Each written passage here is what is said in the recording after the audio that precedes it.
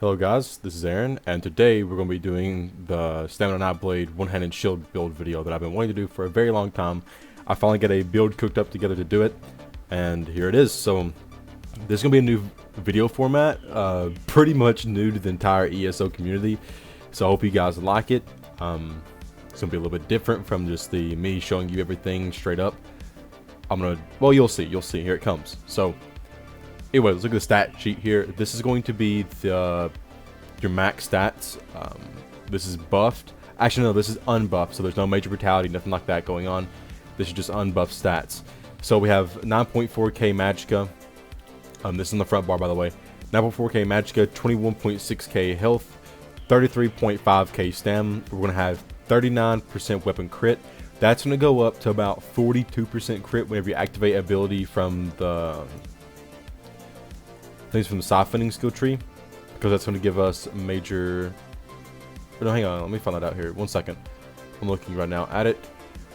If you activate, well, anyways, you get minor savagery from some fucking passive from the Nightblades. Anyways, so it's going to go up to about 42 to 44% crit.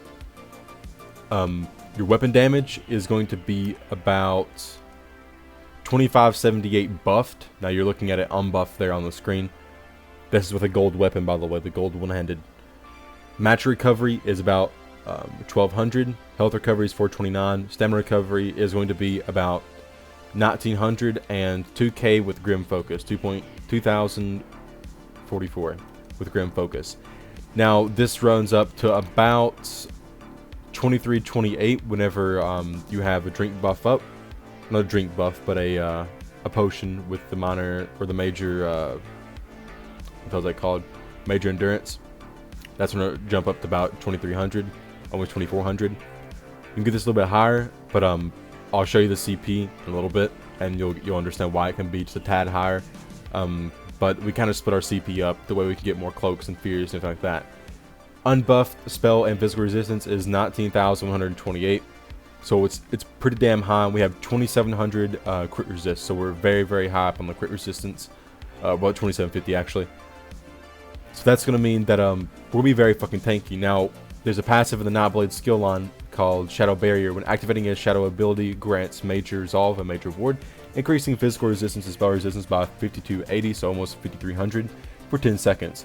This duration is increased for each piece of heavy armor equipped, and we're wearing 7 heavy, or actually 6 heavy, 1 medium. You're going 5 on 1, but I just don't have Undaunted, so there's another thing. So the stats will be a tad, well, they'll be 6% higher if you have Undaunted. So honestly, I would run 5 on 1, being on the small pieces, not the large pieces. The light and medium on the smaller pieces. So yeah, your stats will be a little bit higher. So the stats can be pretty damn decent with this build. Anyways, moving on. So Shadow Barrier is giving our major ward and major resolve. So we're gonna have about 24,408 with our major ward and major resolve up, so it's pretty damn nice. For a vampire, now I have not taken any vampire. I'm actually not a full vampire yet. I haven't done the quest because it bugged out on me, but I would take a vampire and get the undeath, and I would also grab the one where it's it gives you percentage, like 10% regen. That'll be very nice for this build as well. You'll be setting on about 22,000 regen without having minor endurance. Anyways, we're running a drink here, by the way. This is magic and stamina recovery, a dual stat drink.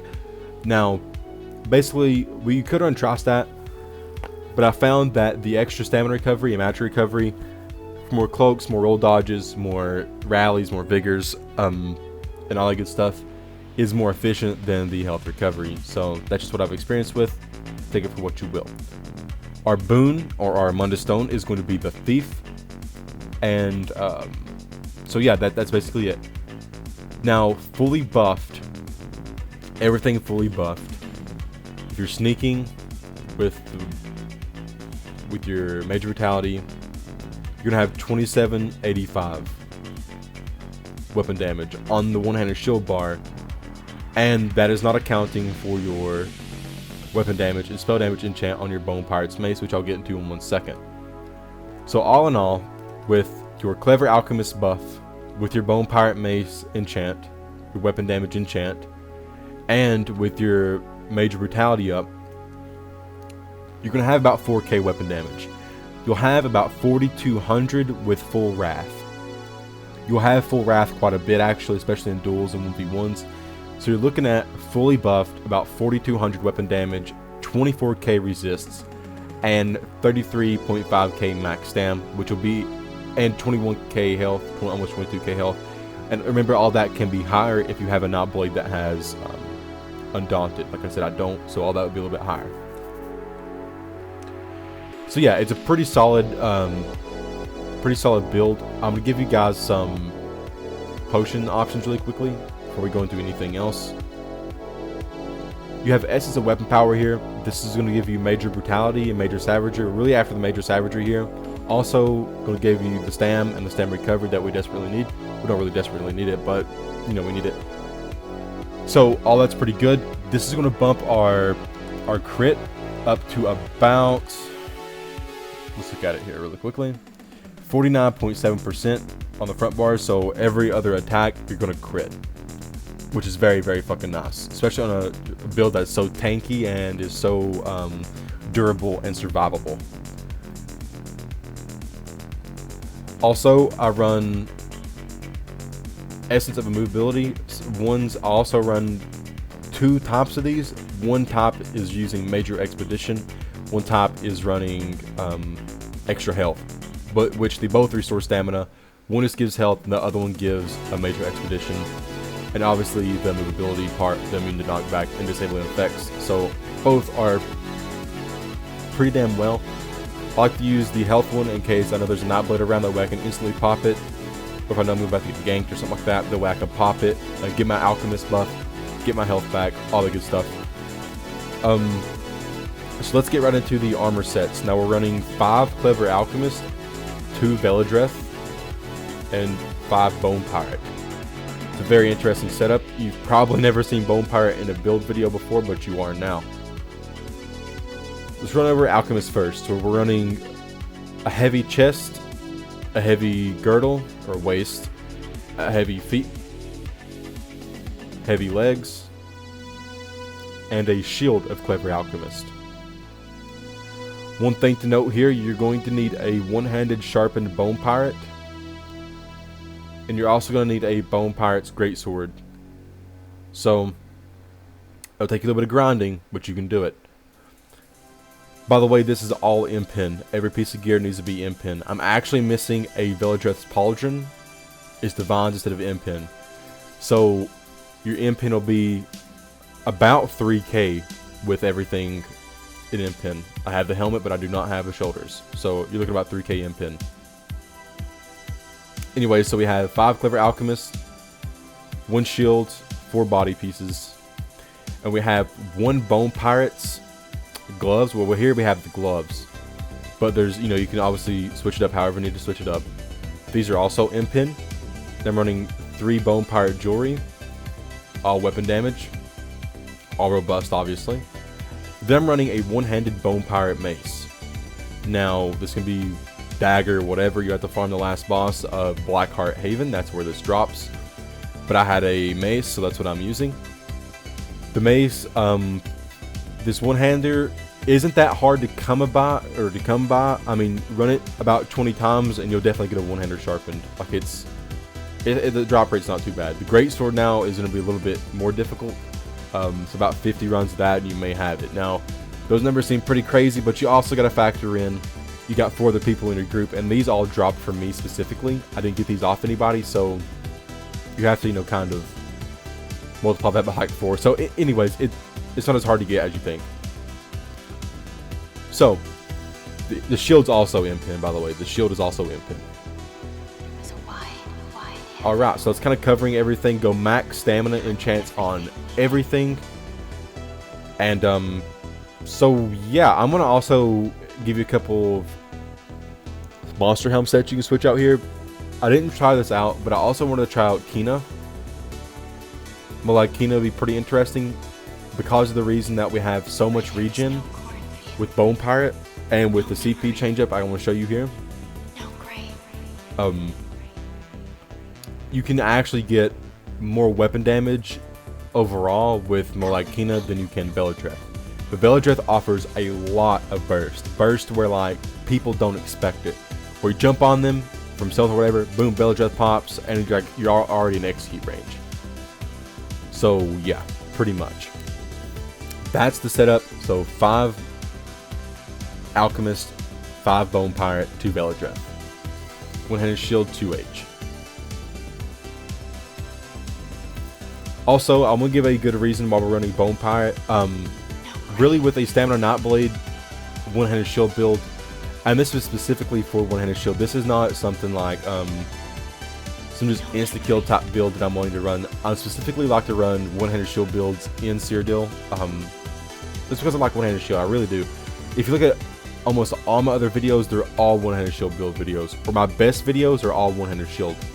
And I just enjoy these builds the most. Not because they're really overpowered, because I like to run these before they were fucking broken, before Black Rose is considered overpowered and all that other bullshit.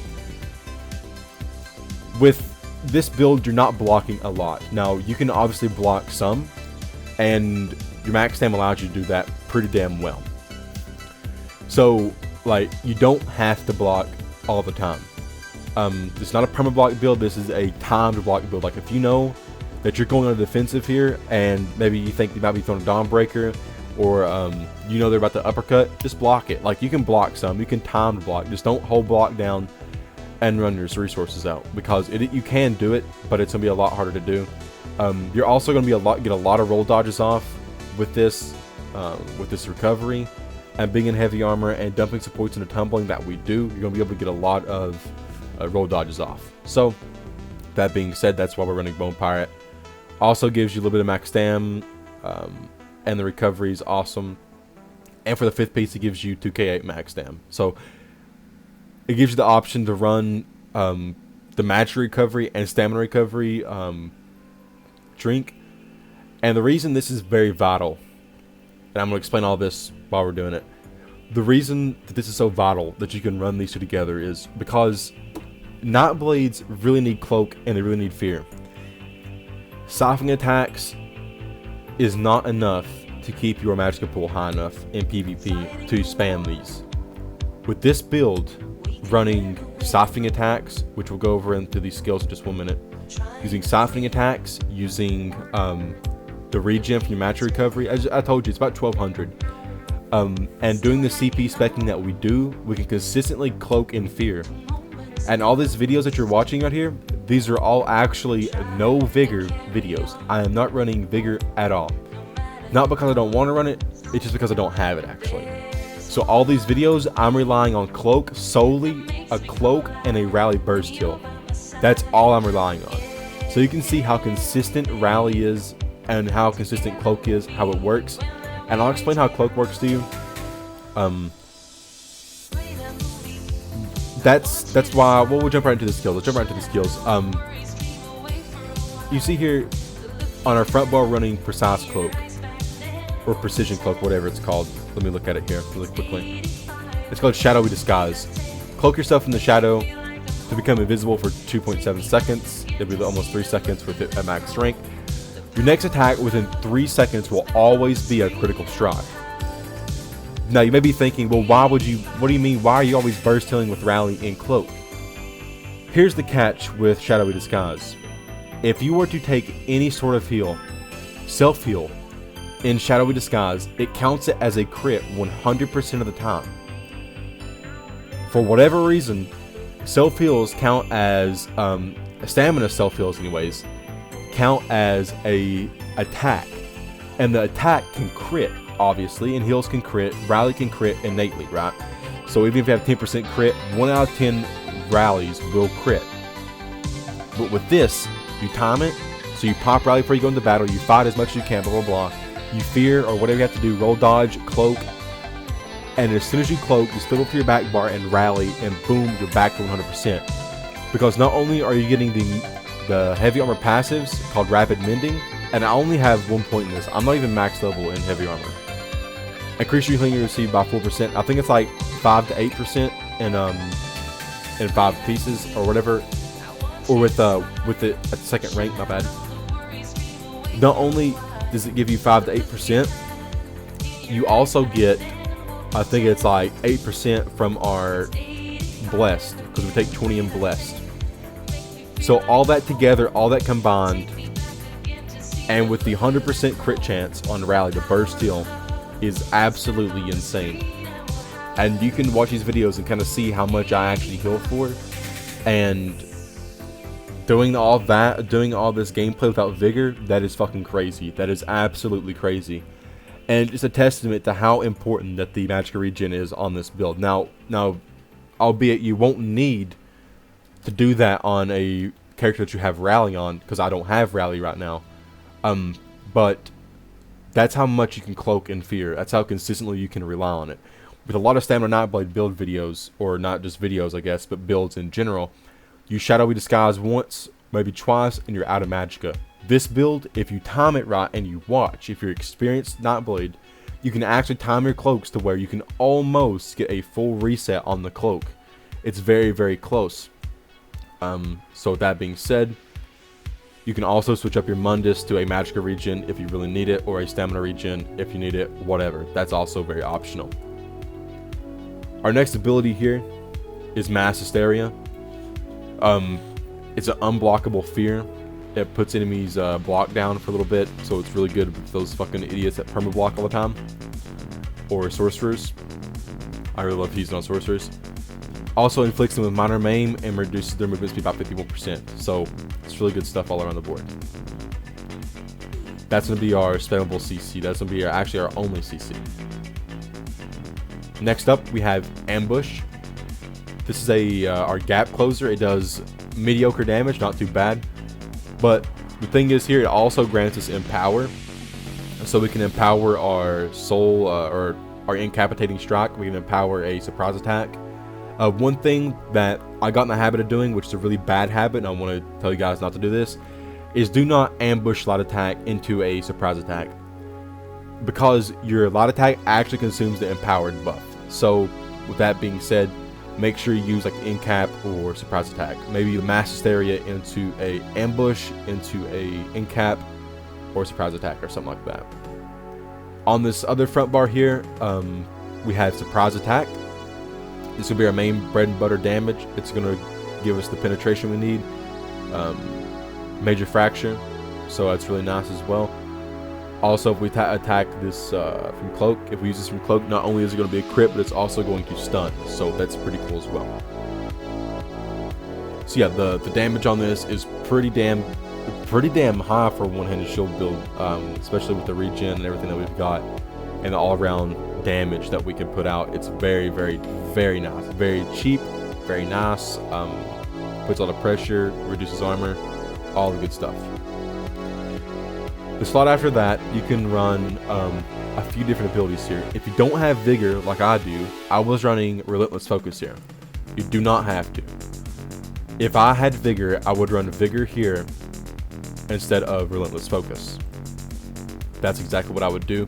I don't have Vigor, or that's exactly what I would do. God, this build would be so fucking broken with resolving Vigor. I'll pull up a picture of that now, and you guys can kind of see. It's not too difficult to get.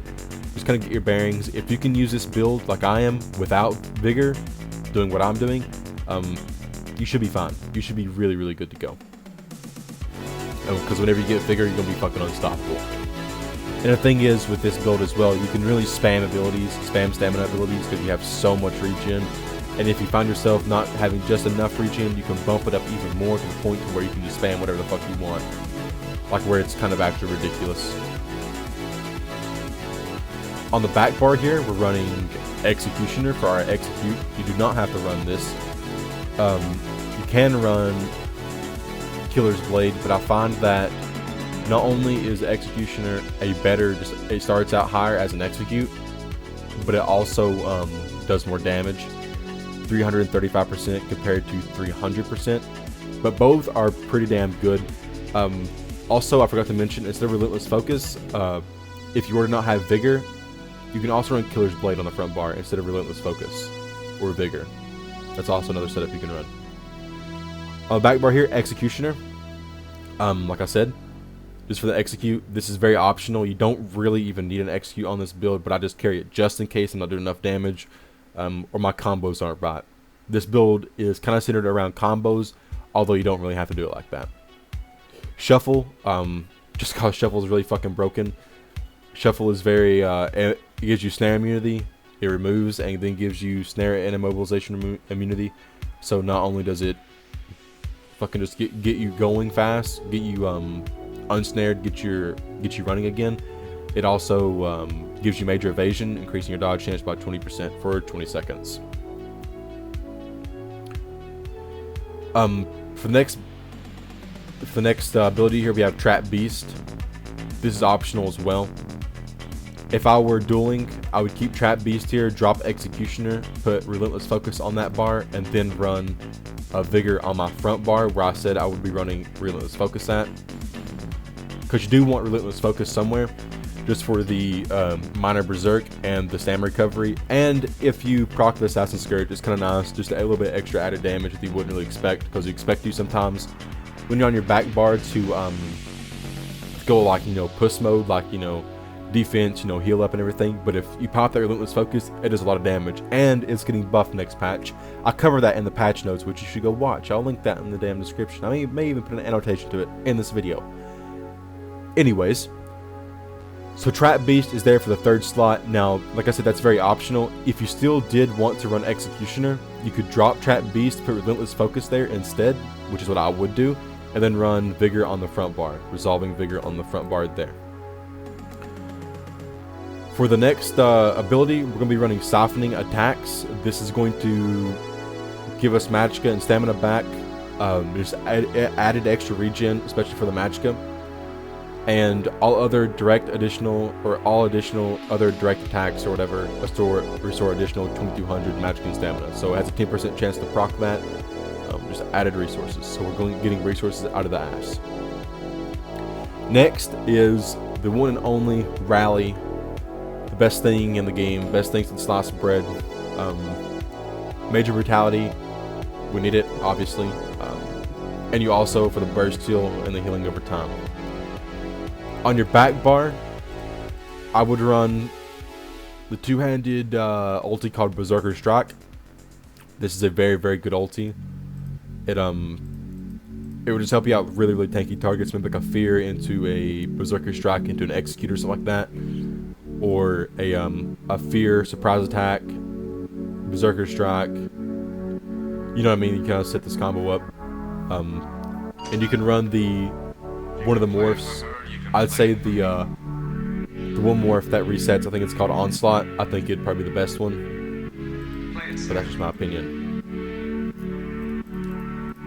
So yeah, guys, we are Red Guard by the way. I'm gonna jump into the CP here. I'll pull up some pictures of this now.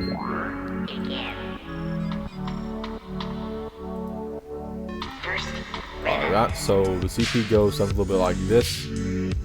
47 into resistance, just to get our crit resist a little bit higher. 70 into Hardy, 50 into Elemental Defender, 20 into Thick Skin. 71 into Warlord, 49 into Magician. Now this is where we kind of split our CP up here. We want the stamina cost, the stamina reduction, but we also want the Magicka reduction. That way we can spam our cloaks and fears a little bit more. We do not really need the regen because we have so much regen already that going the reduction route will be a little better. If you understand what I kind of mean. With almost 1200 regen on the Magicka side, we can get away with going the reduction instead of the more regen. We go 27 into Mooncalf just for a little bit of extra regen, since our regen is already so high, we'll kind of benefit a bit from it. And we go 40 into Tumbling. If you realize that you don't really need as many Cloaks and Fears, or if you don't think you need so many points of Magician, I would dump an extra 10 points whatever into Warlord, get you 14%. But then I would dump the rest of the Mooncalf and the 40 more in Tumbling. Well, not 40 more, but keep the 40 in the Tumbling. Or don't go any into Warlord and dump the 49 points into Mooncalf. I may try that out once I get vigor, but this is basically a vigorless build, so I'm really relying on the cloaks and burst heal, so I may change that up. Try it with both if you actually have vigor. Next is blessed. 20 points into this for the 8.1% healing done. Very nice. Just amplifies your healing. 100 into mighty because we're trying to give this build as much burst as possible with as much survivability as possible. We're trying to get the best of both worlds here, and this is allowing us to do that. 40 into piercing. That way we're on our. That way we're. Oh, my bad. 40 into piercing. That way when we are on our front bar, we're getting about 2,500. I mean, we're getting about 5k pin. Basically, we have a two-hander sharpened in gold. That's why we're doing that. Also, 27 into precise strikes, just because we were critting half the time. You can actually change this up a little bit if you want to, or if you don't think you need as many into piercing. But this is going to allow us to get more crits. Well, it's going to give us a little bit more crits, obviously, from the CP passives. But it's also going to give us more crit damage. And it's going to increase our healing down a little bit. So, that's all pretty nice. So yeah guys, this has been Aaron or Daybreak on the Red Guard Nightblade one-handed shield build video. I hope you guys really enjoyed the new layout. Hope it works well. Hope it all does go well. Hope you guys enjoyed it a lot. I got a patch notes video coming up, a better alchemy video. A lot of people, which you can watch that video, but it's a really cheap, a lot cheaper route than what everyone else goes. You can do a character with about 8k gold and get your alchemy from 1 to 50. I'm also doing a video on that. And I also have another really big video coming up that I hope will do really well. It's also by ESO. So if you guys enjoyed the content, subscribe, like, comment, and you don't have to share it. You can share it to your ESO buddies. I'm sure they'll get it. But I really like it if you guys comment. It really helps me out. Alright, I just enjoy when you guys comment and like anything and stuff like that. Mainly comments. It actually does. I really do enjoy reading comments. Subscribe if you guys want to see more videos similar to this one or ESO related content, because what I plan to do for a little while longer. I'm also going to upload some other stuff, but ESO is the major thing. PvP and some PvE, but not a lot. We'll switch it up a little bit every now and then. Alright guys, take it easy, keep it classy, keep it good, keep it going. Love you guys. Take care.